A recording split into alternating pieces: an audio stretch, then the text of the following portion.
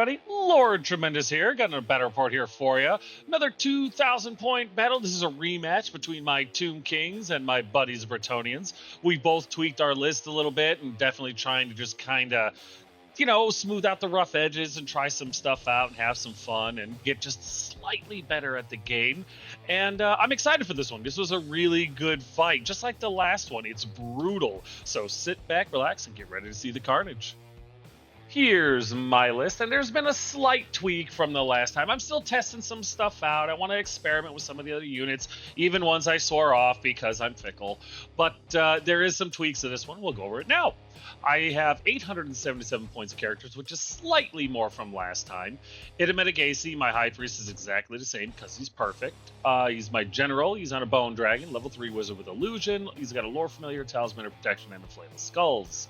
My other High Priest, Bernice, is slightly more expensive now at 277 points. She's on a Steed, level 4 Wizard with Necromancy. She's got a Warding Splint, Earthing Rod. I gave her a Heretic Jar just so that she could, once a game, cast Arise twice, which is, the way I'm thinking of it is just kind of like a bolster, a boost, so I can maybe keep things alive a little bit longer when my bad decisions have gotten them crumbled even quicker. Maybe even heal herself or Itametigasi when he gets the crap beat out of him. And of course, she still has the Ruby Ring of Ruin. Last but not least is my Mortuary Priest, Baby Mage. He's exactly the same. BSB, Banner of Desert Wind, level 2 Wizard with Necromancy, and the Amulet of the Serpent. Core slightly changed. I have 697 points there now. 2 Tomb Swarms, which are used for batteries. 25 Skeleton Archers. I've lowered the amount of Skeleton Archers I have because honestly, the big unwieldy brick, it's not great. I understand the concept. I understand how many shots can go off against monsters and stuff like that, and la-di-da. And it's not a bad tactic. It really isn't. It's just not working for me. My meta and the people I play against, even in the tournament, I did run into monsters, but I mean, my Skeleton Archers aren't going to probably drop them, even with 40 of them. 25 is a solid amount of shots at any large target, so that's what I kept it at. They have, of course, full command and warbows, so that when they do see combat, because they are more and more lately, at least I have a unit champion, a little bit of combat res, and in a tie, my opponent isn't just going to naturally win because I can't hum a tune. So I'm pretty happy with the way this one's set up. Then I've got 7 Skeleton Horse Archers with light armor and, the rest of the stuff. No command whatsoever. And then I've got 8 Ushabti. Yep, I'm back up to 8 with an Ancient and Great Bows. In Special, I just have my 3 Tomb Scorpions with Ambusher and Terrors Below. And in Rare, I took a Necrosphinx. I'm not thrilled with the idea that I did that, but I was like, you know what? Maybe it was just really, really, really, really consistent bad luck during the tournament and subsequent games I played with it. Maybe I just need to try it one more time and see if it's any good. And so I dropped the unit, the smaller unit of Ushabti to just kind of move some points around and add a Necrosphinx. Just trying it out, nothing set in stone, and Here's my opponent's list, and I'm playing my buddy Rathgar's Bretonians again. Slightly tweaked list, of course, but this is becoming a heck of a good rivalry, and I enjoy the challenge. He has 909 points of characters. He's got his Duke at 397, who's his General on a Royal Peg, Heavy Armor, Shield, the Ogre Blade, Serene's Locket, and of course the Virtue of Knightly Temper, because Hatred and plus D3 attacks on a charge would be stupid not to take. He's got his Baron now on a Royal Pegasus. This one's been upgraded. He's got Heavy Armor, Shield, Lance. He's got a Grommel Great Helm and the Gauntlet of the Duel, as well as the Virtue of Heroism. Because, you want that Killing Blow and Monster Slayer. It's a good kit. It's a damn good kit. And I don't know why you wouldn't take it if you're going to run Bretonians. It just makes sense. Last but not least, he has a Prophetess on a Bretonian Warhorse. She's a level 4 Wizard with Illusion. She's got the Giant Blade, obviously for Special Doppelganger, and a Lore Familiar, so she's sure to get the spells that she wants. His core is pretty much the same from the last time with a few exceptions. His Mounted Knights of the Realm now only have 6 instead of 10. However, they have a full command. The first knight still has the Sword of the Stout-Hearted. He's got the War Banner in there. And of course, they have heavy armor, shields, and lances. Then he's got 60 peasant bowmen. Broken down into 6 units of 10. They're butt naked, and that's a lot of pawns. In special, he's got his 5 Pegasus Knights with the standard bearer with the banner of Chalons, which basically just means I can't stand and shoot at him, which for my army is absolutely devastating. And then in rare, he's got 6 Grail Knights. I think he went up by 1 from the previous battle. They've got a banner, musician, and the banner is the Rampaging Banner. So a real solid list. Here are my spells for this one. Itametigasi takes what he always takes. He's never going to take anything else. Glittering Robes, Spectral Doppelganger, Miasmic Mirage. I mean, it's the perfect trilogy of spells for the way I run my character. He gets to bedazzle himself. He gets to basically get 2d6 auto hits in combat if I get the spell off. And Mirage can, if I'm really lucky, stop a unit from marching or charging, which is massive. That's game changing. There's really nothing else in illusion I'd want to take. Maybe Cone of Crystal, but that could be dispelled, though the rest of these really can't. It's the perfect 3 spells for him. There's no reason to take anything else. Bernice has Incantation of Desert Wind, Spiritual Vortex, Spirit Leech, and Unquiet Spirits. And Baby Mage has Incantation of Cursed Blades and Deathly Cabal. My opponent's Prophetess has Miasmic Mirage, Spectral Doppelganger, Cone of Crystal, and the Lady's Gift. And here's deployment. So for this one, with 60 peasants on the field, I just like whatever. There's going to be traffic jams everywhere. He's going to sort of control the movement phase anyway, so I don't really care. I'm not going to shoot at the archers that are blocking his knights because I don't want him to have an easy charge, and I'm not super worried about the shooting. So I kind of bricked up in the middle there. Of course, I've got the Ushapti in the forest just to make it slightly harder for him to hurt any of them, even though they're 8. I put Itametigasi on the left flank because I figured he was going to put something on his up our left flank to his right, and I was right. He's got all his pegs and his lord, his duke, and his baron over there. And let's face it, other than the Ushapti, Itametigasi is the only one that's really going to do anything about him. In the center there, I've got the archers backing them up with the little brick of Batris right behind them. I mean, my archers vanguarded, so they'll just be slightly behind them. I put the Necro Sphinx in the middle because he's going to go archer hunting, and I have Bernice on the right side there with her screen to deal with the archers on my right flank, and then hopefully come around and start dealing with knights and stuff like that in the center. I don't think it's going to be difficult to get through the peasants, especially considering most of them aren't near a knight, so their leadership is relatively low. On my opponent's left side, right flank, our left side are his Pegasus Knights with the Baron attached to them in the front and the Duke behind them that's not attached. Then he's got 3 units of 10 archers in the front there. Behind them are on the left side, our left side, his Relic Knights, or Grail Knights, Grail Knights, and in the center are his mounted Knights of the Realm with the Prophetess installed, and then on the right side are 3 more units of 10 by Peasant Bowmen. So yeah, this is going to be wild. We go to top of turn 1, and I got to go first because all the Bretonnians are praying. And honestly, for the most part, there was no reason for me to move. Itametigasi stayed pretty much exactly where he was. There was no reason for the Ushapti to move. My archers stayed still because, thanks to Vanguard, they were in range to shoot at some archers. My Necro Sphinx shoots forward because, obvious, he's hunting Peasant Bowmen, and why not? And then Bernice and her screen move up slightly to just take that first initial volley shot. I thought about maybe pulling out a Scorpion and sending him forward, but I'll hopefully let him ambush or just use him later. There was really no point. I got Glittering Robes off on Itametigasi, Incantation of Cursed Blades, and Deathly Cabal off with Baby Mage, and Incantation of Desert Winds off on Bernice, which was awesome. Bernice gets us started off strong. She uses the Ruby Ring of Ruin on the unit of Peasant Bowmen that are on the hill there on the left side and reduces their numbers by half, killing 5 because, man, she's a psychopath. My skeletal archers fire at the other unit of archers that are like on the right side of the woods away from where all the knights are, causing a traffic jam. And looks like they kill 3, which isn't great at all, but it is what it is. This does cause the Peasant Bowmen to flee, but since they're above 50%, it's just fall back in good order. So they bounce back, fall back in good order, reform, and they're fine. But it was kind of funny to watch them jog for a minute. I didn't really have a great target for the Boshati, so I just fired at that unit of archers that was in front of the second unit of archers.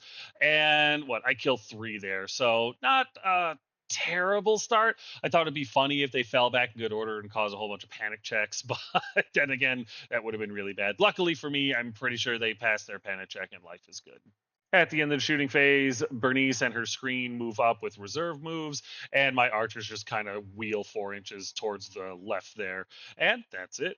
There's no combat yet, so here's bottom of turn one. And, well, I mean, they're Bretonians. They're going to come forward. The archers all march forward 8, leading their, what's it called? Grail Knights follow behind him. I mean, yeah, not as far as they could go, but at least I can't shoot at him, right? His Mounted Knights, they actually peek out a little bit so that Ushabti can fire at them. And he also sent his Pegasus Knights over towards the center, which I thought was interesting. I can't shoot at them. Their line of sight is all blocked, but this is interesting to me. It's like, okay, I kind of see where you're going with this. His Duke is threatening my general, and honestly, his Duke isn't the one that I'm afraid of. I understand he's got the craziness and everything like that with what is it, Monster Slayer and everything, but I'm more concerned about his Baron with the Ogre Blade. That seems to be more dangerous than him potentially rolling a 6 on to wound. It could happen, it definitely could, but I'm not as worried about him as I am the Baron. So I kind of invite that combat a little bit if he'll come a little bit closer. Other than that, the archers on our right flank don't move, and he gets the lady's gift off with his prophetess. That's it for his movement. In the shooting phase, his archers fire at my screen, obviously, and are able to kill 1 or 2. I think it's 2. I'm not super worried. Bernice should be able to pick them up, but yeah, they're just proving themselves to be future recruits for skeleton horse archers, which is fine. The archers over here do the same thing and get 1 more. And then his final unit of archers fire at them and take me down to 1 skeleton horseman left, which was really close to wiping unit, which would have put Bernice in a very, very bad position. So I'm glad there's 1 left. I just hope that she can res them during her turn, because this has got some pucker going on right here. Here's top of 2 after movement, and I have a little bit. The Necrosphinx goes into the archers, and I give him 50-50 on surviving. Itamidagasi stays still. Again, I'm kind of trying to see where his his Duke is going to go. I'm not really sure. I don't want to fire him forward because he's a large target, and the huge unit of Pegasus Knights could see him in charge, which would be really, really bad. I do bring a Scorpion out to redirect any charge from the Mounted Knights of the Realm if they can see me. It's not ideal. It does block a few shots from my skeleton archers, but whatever. If it blocks 4 or 5 shots, it blocks 4 or 5 shots. What can you do? Other than that, Bernice is able to bring back most of the unit. I think all but 2 come back, as you can see the 2 left over on the right there. And she brings in a Scorpion as well to threaten the archers in front of her so that she can try to deal with the rest of them. Yeah, this is looking good. I'm feeling pretty good about the shooting I'm about to do with the Mounted Knights. They do have regen, but we'll see how that goes. Starting off strong, Bernice uses her Ruby Ring of Ruin on that same unit and torches 3 more. The 2 remaining guys fail their panic check and flee off the table. We screwed up here, though. I just realized it while I was doing the battle report. So we screwed up heavy casualties with just panic checks. So they should have ran directly away from Bernice, but instead they ran directly away from the Necrosphinx because he was the closest enemy unit. That's our fault. Because of that, they bounced through this unit on the right there, fled off the table, so we're destroyed. And then that caused the panic check on this unit right there, which caused them to fall back in good order because they were above 50% away from the Scorpion, who was the closest unit. That was correct, but the heavy casualties should have fled from Bernice. And I'm not going to apologize because everybody makes mistakes, but yeah, just so now everybody understands why this all occurred. And then a combination of the skeletal horse archers shooting and unquiet spirits sees the rest of the archers that just fell back in good order join our ranks in a future game because they smoked the entire unit. Feels good. Feels good. My Ushabti fire off at the Mounted Knights of the Realm because they're sticking out enough. And believe it or not, I think every one of them could see. 7 or 8 could see. So either way, that's a lot of Ushabti shots. And I think I killed 2 of them, bringing their numbers down. Well, I get a rank, which, hey, I'll take. And then my skeletal archers, the ones that can see, fire at the knights, and they actually do a significant amount of wounds. I want to say 6 or 7, but my opponent saves all but one, dropping it down to a unit of, well, 4 plus the prophetess in there. They do pass their panic check. At the end of the shooting phase, I do my reserve move, seeing the skeletal horse archers move towards the center of the table. Bernice didn't get it off, so she stays exactly where she's at, and then my archers just kind of back up an inch or two, just in case. Just in case. That takes us into combat, and yeah, the Necrosphinx kills all but 2 of them. I got 6 combat res total to their 1. I think maybe they did a wound to him, believe it or not, which, for my Necrosphinx is not a surprise. But still, I win by 5. And I resist. I was able to restrain and turn to face while they ran off the table, which was actually nice. It was a calculated risk. There was only 2. They were below 25%, so I felt confident they wouldn't rally. If they did, Bernice or the Skeleton Horse Archers would have harried them until they were dead, maybe the Scorpion. But they ran up table. It all worked out, and now my Necrosphinx is faced towards the center of the table to charge, hopefully, some knights and get some good killing blows in. Combat's over, so here's bottom of turn 2 after movement, and they're coming closer. The archers are all moving forward, kind of starting to get out of the way of stuff so that the knights can charge. His Duke moves up on the left flank there, hides behind the hill, so Ida can't see him, but he can probably see Ida. Maybe Ida can see him. I don't know. But yeah, it's dangerous. His mounted knights of the realm do charge a Scorpion, so that's probably the end of him, but that's why he went out there, which I'm actually okay with depending on how they reform. I might send the Necrosphinx into them. I don't know yet. Other than that, though, is Grail Knights more or less stay right where they're at, and the Pegasus Knights move up with the Baron to be really, really threatening. And that's it for movement. Nothing happened in his magic or shooting phase. All of his stuff marched, and the prophetess was in combat. So we go into combat, and rubber lances. Spectral Doppelganger was stopped. Everything worked out, and yeah, he put 1 wound on my Scorpion. I was able to kill one of his guys. Problem is, wound, banner, war banner, and then lance formation or whatever to single wound. I lost by 3, and the BSB was not in range. So the Scorpion falls to pieces, and they overrun. The Knights of the Realm, Mountain Knights of the Realm, overrun 12 inches, your old boxcars. And yeah, that was something else. So I think after he rolled that, he rolled his Swift Stride, and as you can see, he missed running into me by a little over an inch. So I'll take it. He backs up a little bit to give that 1-inch gap, and then fails the roll to turn in place, which gives the Necrosphinx about the best possible charge into them that he could ask for. So I'm looking forward to my next turn. So with that over, here's top of turn 3 after movement, and there was a lot. So starting off, the Necrosphinx charges at the Knights of the Realm, who flee, which makes sense. It was going to be a flank charge. He's actually targeting the Prophetess, so he gets to re-roll, I think 1s to wound or something like that on the Prophetess, which I want to Killing Blower and drop her out of the game. But yeah, they fled. They bounced through the skeletons and the swarms, causing perils checks. And as you can see, every single Knight of the Realm is dead. The Prophetess is actually fine. So that actually worked out for her, because now she's not below 25%. She's an independent character again. So she just rallies on a regular leadership. So while she is fleeing and she's got an 8, she's probably going to be okay. My Necrosphinx redirected into the flank, tried to redirect into the flank of the Peasant Bowman, who also fled, bounced through a bunch of stuff, got away. Caused panic checks, but nothing else panicked. But unfortunately, since it wasn't a failed charge, Necrosphinx ended up right where you're seeing, which means he's pretty much dead. Too bad, so sad, but he got rid of the knights, he got rid of some bowmen, and he caused more of a traffic jam. I'm happy enough with him. One of my Scorpions did show up on the back table edge with ambush and is threatening the Grail Knights. I don't know how worried my opponent is about that, but hey, it makes me feel good. And the rest of my stuff on the right flank there, Bernice is able to bring the Horsemen back. The Scorpion's affected by her Desert Wind. The Archers just stand still because I got to do as much damage to the Pegasus Knights as I can. And yeah, Boshati, they back up quite a bit. I tried to get Miasmic Mirage off on the Pegasus Knights. I ate a entire Boshati to make it happen, and I rolled a 3. So it was a total of 9, and yeah, I did not, or it wasn't even that. I don't remember what I rolled, but I don't think it was enough for it to go off. Yeah, I rolled a 3. It was a 9, needed an 11 to make it go off. I was very disappointed. But yeah, that was it for my movement. We go into the magic phase and my archers.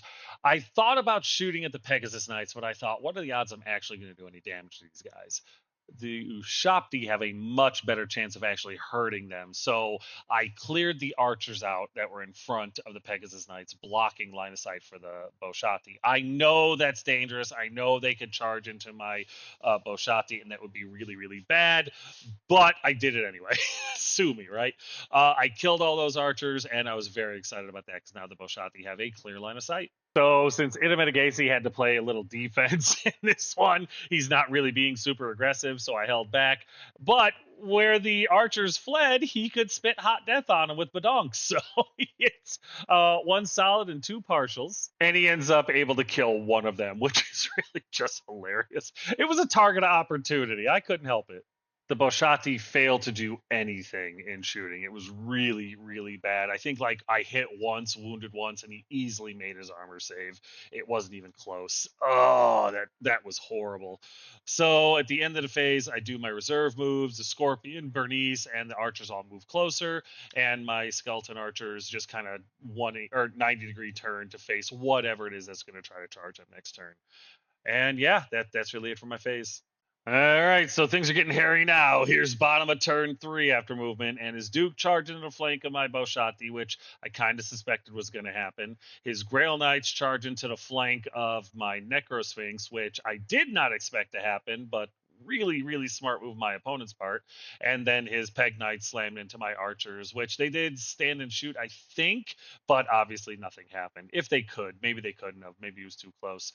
In any case, yeah, that's what happened. Oh, and his Prophetess does rally and then turns around to, well, just inhibit my magic phase for the rest of the game, which is absolutely fantastic. But yeah, that's it for movement. This is going to be rough. So yeah, nothing happens in his shooting phase. He'll go straight into combat. And his Duke challenge. I challenge with my Ancient. He accepts. He still gets 9 combat res to my 1. Oh my god, this guy is too dangerous. So he wins by, I think he had 9. He wins by 8. I was able to get Indomitable 3 from the BSB, so I take 5 more wounds. I'm down to 5 Ushapti. He follows up. He's still on my flank, but this is good. This is good because it was give ground, so this is continuing combat, not a new combat like fall back in good order. So when Itametigasi charges him next turn, I don't have to worry about hatred or D3 multiple attacks. The only issue I have is I'm not going to be able to heal them because I think it would bring back the Ancient, and since it's continuing combat, he would still be in the challenge with the Ancient, so I've got to leave them the way they are. I know, it's long-winded, it's a lot, but I think this is going to work out. In the combat with the Peg Knights, things do not go as well. I am able to save a lot of wounds, as you can see, thanks to Death of Cabal and my regen. Not that that's going to help me with the regen saves. It keeps models on the table, so when it comes to crumbling, it's not as bad. I think I lose this combat by 8 or 9, though. And unfortunately, it's not great. I lose, I think, 8 more guys, and we fall back 2 inches. The Pegasus Knights stick in because, hey, it was so much fun the first time. Why not do it again? With the Necrosphinx combat, he does a decent amount of wounds. He does 4, not enough to kill me outright. I was able to attack back, and I flubbed spectacularly. I am so fed up with this model. I know, getting flank charged by Grail Knights is difficult for anything. Almost nothing could handle that. I agree. The fact that he only took 4 wounds, I agree. It's the attacks. When I roll to attack with this thing, I rolled all my attacks and I missed with all but 1. Yes, the one that went through did wound, and he saved it, so it is what it is. The only reason there's 2 Grail Knights missing is because of stomp attacks, which any monster can do. I hate the Necrosphinx. I just do. And of course, Decapitating Strike, I always roll a 1 to hit. Like, in both times I rolled at this game, I rolled a 1 to hit. It's like I'm cursed or maybe blessed. I don't know. It depends who did this to me. But yeah, in the end, he's got 4 wounds on him. He was able to kill 2 Grail Knights. Yip de fucking do. He's got 7 combat res to my 3. He wins by 4, which is 3 more than he needs. Well, he's got plenty to force to crumble. Knowing that Point Sink is just gonna fall into pieces, they restrain and reform like you see here. I want the Necrosphinx to be good. I really do. I want it to be good. But for me, for whatever reason, it just doesn't work. Maybe I have too high of expectations. Maybe I'm just not very good with them. Maybe it's a combination. But yeah, I'm going to look to spend my points somewhere else. All right, top of 4. It's time for me to turn this around. I'm gonna try. Itametigasi went into the rear of his Duke, which I'm feeling very strong about. I didn't res any more of the Ushapti. I wanted to desperately, but I know it would have been a mistake, as for the reasons I mentioned earlier. He got glittering robes off on himself, which was great. I did try to cast Miasmic Mirage on the archers in front of me, and I failed to cast it, so it is what it is. In the center there, my Scorpion did charge the flank of the Grail Knights, which I was excited about. Honestly, I think my opponent faced him this way, and I could be wrong, because he thought I was going to charge into the archers and just try to mulch through them, and then he was going to countercharge with the Grail Knights, or maybe he was trying to prevent that. I don't know for sure. We didn't talk about it, so I just went after his Duke. I want to kill his general. I think that would be great. Bernice, using the Heretic Jar, was able to bring back, I think, all but one of the skeleton archers. Maybe she brought all of them. And then my swarms, those sneaky little bastards, they charged his prophetess and she fled. Oh, I really like the swarms. Other than that, my skeleton horse archers moved up to try to deal with the bowmen because I was overly confident about some things. And the other scorpion moved up, and Bernice moved back to take pot shots at his fleeing prophetess. That is pretty much it for movement. In the magic phase, Bernice gets Unquiet Spirits off on his prophetess and is able to just slip 1 wound through. And then I'm thinking, okay, cool, I've got her. I'm going to go ahead and hit her with the Ruby Ring of Ruin. And I failed the cast. Fudge! What do I got to do to kill this lady? Nothing else happens in the shooting or magic phase, so we go into combat. And, of course, Itametigasi, we get into this combat, and 3 wounds get through. It was glorious. In fact, if it wasn't for the locket, this Duke would have been dead because of the flail of skulls. It wasn't all that. Badonk did some wounds too. I think, honestly, only 1 got through from Itametigasi, and the rest were from Badonk and Stomps. But in the end, I have 5 combat res to his 2 because I was able to regen some. And yeah, I win by 3, which I'll take. He ends up falling back in good order away from the Ushapti because they were the higher unit strength. Itametigasi pursues the what's it called? The Boshati do not. They just kind of reform, as you see there. And we will continue this combat next round. In combat with the Grail Knights, my Scorpion is able to kill 1, and I have a flank. He's not able to do anything back, but he's got close order and a banner, so we each have 2. He's got a musician, so he wins by 1. I'm fine, but I back up 2 inches. I stop when I hit the skeleton archer. My opponent turns the face and he restrains and he turns the face, which is smart because now he gets to charge them and use his lances. And I forgot to reserve move with the skeleton horse archers. Am I ever going to learn? Am I ever going to learn? My answer is possibly, but not this game. Combat over here, again, it goes really, really bad. He does like 13 things with a combat res. I do 4. I was able to slip a wound through on one of the Peg Knights, so I'm feeling pretty good about that. But unfortunately, he won by a boatload. The BSB is able to negate 3 of those. I got lucky there. But we do end up with, what is that, like 4, 8, 12 guys left, and we back up 2 inches. So thanks to Bernice and the Heretic Jar, we're still in this combat, but if I don't get something over here soon to help out, I'm going to lose the entire unit, which is honestly probably what's going to happen. I'm okay with that. I mean, because if you think about it, they're up against Peg Knights and they're holding them there. I think my opponent did try to restrain this last turn, or maybe it's this turn or something like that. I can't remember, but he tries to restrain and fails and has to continue into the fight. It's something about his Peg Knights. They don't want to restrain. They want to continue to get into combat, which is kind of hilarious. Okay, with that done, here's bottom of four after movement, and my opponent sends his archers into the flank of Itametigasi, which I mean, it is two more combat res, close order, and a flank, so interesting, interesting. We'll see what happens.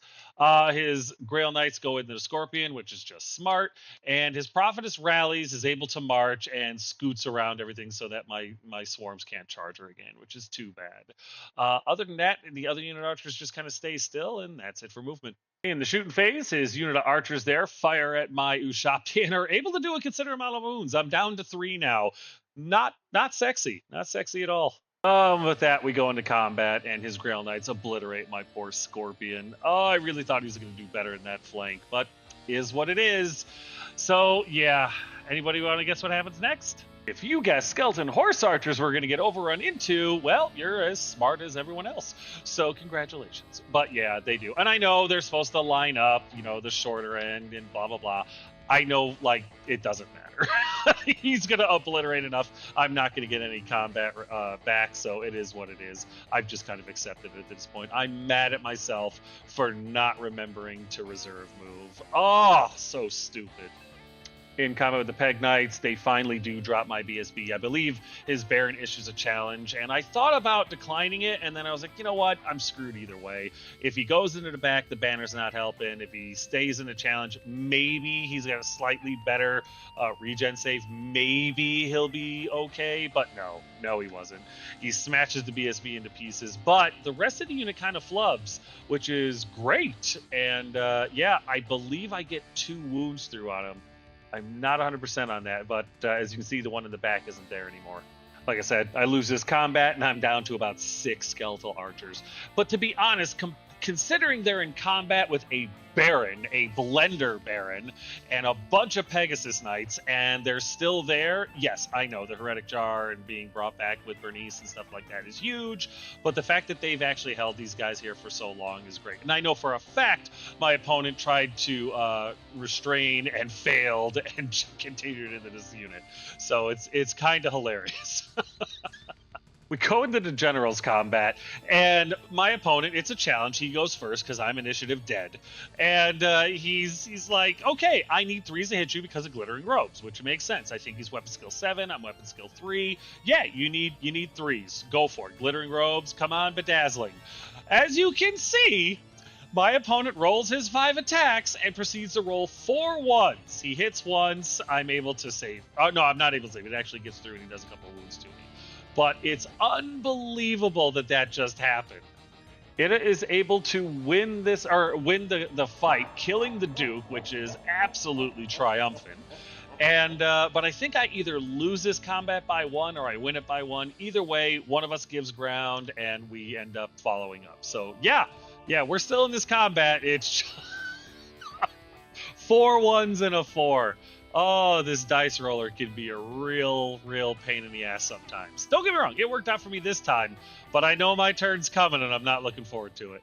Okay, that takes us to top of 5. Not a ton of movement. I can't bring back any Ushabti because Itametigasi is in combat, and Baby Mage, if he was still around, would be in combat, but he's in the Great Beyond. Bernice was within 12 inches of the archers and brought back a boatload, which was great. 4 plus D3. I think she brought back a full 7. I'm not 100% on that. 6 or 7. Either way, it was great. She moves into position to try to deal with the Prophetess the best she can. And yeah, gets incantation Desert Wind off, which is great, but I don't believe anything else went off. And I sent my Scorpion into the flank of the Grail Knights in a desperate attempt to save my skeleton archers. We'll see how that goes. And that's pretty much it for movement. Oh man! So we go into the shooting phase, and I realize that the Boshati can see his prophetess now, and they fire at her and staple her ass to the ground. So, well done, Boshati. I love you. Nothing else happens in the shooting phase, so we go into combat, and Itametigasi is able to destroy every last archer that dared to get into combat with him. He's able to restrain, and then he turns to face the archers that are up there. Looking forward to that. In combat over here, my archers, they fought the good fight. They really did. But in the end, they lose 13-2. I don't have a BSB anymore or anything like that. They were able to drop another Peg Knight, which is fantastic, bringing them down to just 3 and a Baron. But with that kind of combat res, after all said and done, they crumble, and the Pegasus Knights just kind of restrained. They stay where they're at. So we go into this combat, and I failed to kill off the Grail Knights. They were able to kill all but 3. I think he did 4 or 5 into the unit. I can't remember, but I was able to kill 2 of them, so I feel pretty good about that. Unfortunately, though, he wins by 4, which sucks. Which is enough to powder the remaining horse archers as well as the Scorpion.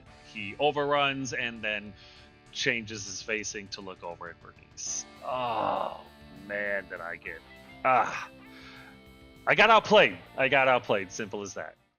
So here's bottom of 5 after movement, and it's all starting to fall apart. His Pegasus Knights charged both Shakti. I think I get to stand and shoot, and I fail to do anything. And then his Grail Knight charges into Bernice. I didn't think I was going to lose combat like that. I also didn't think of him overrunning and then turning to face. Like I said, I got outplayed by a superior opponent. I can deal with that. His archers stand still because they're going to shoot it in a Metagasi, and that's it for movement. So we go into combat over here, and he's able to do a wound onto Bernice. Wound and a banner to nothing. Bernice did wound him, but he made his save no problem, which sucks. But yeah, wound, banner to nothing. She takes another wound, falls back, or not falls back, gives ground, and he pursues. So it's all over but the crying. In this one, Baron Blender is able to just take out the remaining Ushapti no problem, which I should have seen this coming. I really should have. I blame myself and my parents. They just brought me up wrong. That's all I can. They don't watch these. It's fine. And then, because why not? They overrun a little bit, and they end up right there. Not a big deal. And that takes us to top of 6. And I thought about charging into the archers, but they're only 50 points. And then I remembered that it has a breath weapon, so he just kind of turned around to look at him. I didn't want to just like turn in place because I was afraid if he charged me and I gave ground because I lost or something like that, it would take me off the table. So I kind of spin him around his 9 inches to face like this, and he's gonna spit hot death all over them. And yeah, everything else I have is dead or in combat. Badonk uses his flaming breath or breath of desiccation onto the Peg Knights, and as you can see, I get 4 partials. And when the halitosis clears, 1 Peg Knight will no longer be part of the team. They do pass their panic check, but for just a moment, I was very hopeful that they were going to panic off the table. That would have been fantastic. And then we go into combat where Bernice gives me hope. He's not able to hit and wound her, and she's not able to hit or wound him. She does wound him. He makes a save again. He wins by 1 because of the banner, but she's indomitable one, so she gives 2 inches, and he restrains because he wants to use his lance in the next fight, which is really smart. We go to bottom of 6, and honestly, I thought his Baron and his Peg Knights were going to charge into Ida, but no, they went after the Swarms instead, which I did not expect to happen. I say that a lot in my games, is what it is. And of course, his Grail Knight charges into Bernice, and yeah, now that he gets to use Lances, that's really bad. Other than that, his archers stay perfectly still, and that's it for movement. I mean, we go straight into combat, and he's not able to flat out kill the Swarms. In fact, one of his pegs takes a wound for his troubles, but as you can see, with 11 combat res and everything, they're going to fall apart, and that's exactly what happens. They restrain and reform, but the game is basically over, so it doesn't really matter. And then this colostomy bag kills off Bernice. Skewers her on the lance. Oh, she tried, though. She did really, really well considering what she was up against. And there it is. There's the end of the game. As you can see, yeah, at the end there, he kind of swung it in his favor by just outplaying me. Simple as that. My opponent was superior, and this is exactly what should have happened. Doesn't make it any easier. It hurts the old pride, but you know what? I'll get a rematch. And I killed a lot of Bretonnians, so all in all, I'm pretty happy. The game was a shitload of fun. I had a ton of fun. Very tough, very, very strong combat. But yeah, I made some critical mistakes, and my opponent capitalized on them, and this is exactly how it should have ended. And more than anything else, I'm just filled with this intense desire for revenge. In the end, though, he got 1720 out of me, and I got 1271 out of him. He went home with some peasant bowmen, a couple of Pegasus knights, and his baron. I went home with Idametigasi. So my general survived, his didn't. So moral victory, Lord Tremendous. Eat it, Rathgar. I'm excited to get in the recap, so let's get to it. So let's start off right off the bat. Damn the Negro Sphinx. I know it's not a bad unit, to be fair. The rules are solid, the model is solid, everything about it is solid. I just suck with it. Every time I roll, every time I use the damn thing, it never produces. It's 195 points that's going straight into my opponent's victory pile, and it frustrates the hell out of me. And if I roll one more decapitating strike to wound or to hit with that damn thing, I'm gonna print one of those friggin' models out just so I can smash it into bits and burn it into slag. Super frustrating. I'm not gonna use it again until I do. I'm fickle as hell. It killed the Duke, though, and survived to tell the tale. That's the second time he's killed this Duke.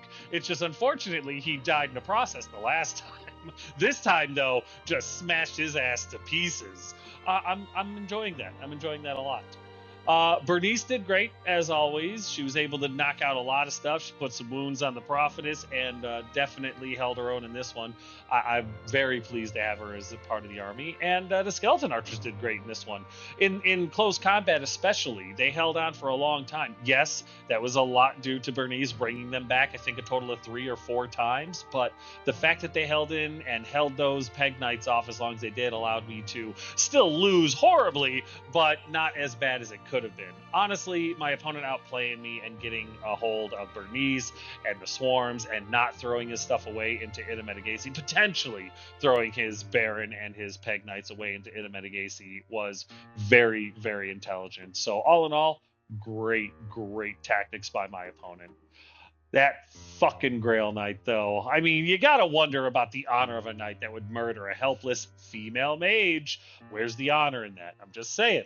All this stuff about, piousness, chastity, honor, all that stuff. And that Grail Knight hunted down and murdered that innocent Bernice for no reason other than she looked a little bit deader than everything else at his kingdom. Just a bias. What a scumbag knight. The lady should definitely look into him. I've got to figure out a way to deal with these characters. I mean, yes, Gacy is a good answer for the characters, but Baron Blenda with that ogre blade is just too dangerous. But killing the Duke, I felt pretty good about that. And all in all, it was a damn good game, solid fight, and I'm looking forward to getting my much deserved revenge. I'll see you soon, Rathgar. I'll see you soon. Now for the best part of the report, the body counts. I did get my second Duke, which is outstanding, bringing the total to 2. There's no Sergeant at Arms, but demigods rarely make appearances on the table nowadays. I did get my first Prophetess today. That's right, the Bow Shakti stapled one to the ground, and I feel pretty good about that.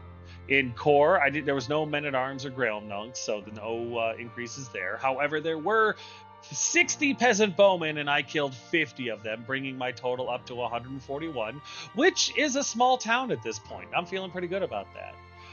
No Knights of the Realm on foot, but mounted, I killed 6 more, bringing the total up to 27, which is a great number of dead mounted knights.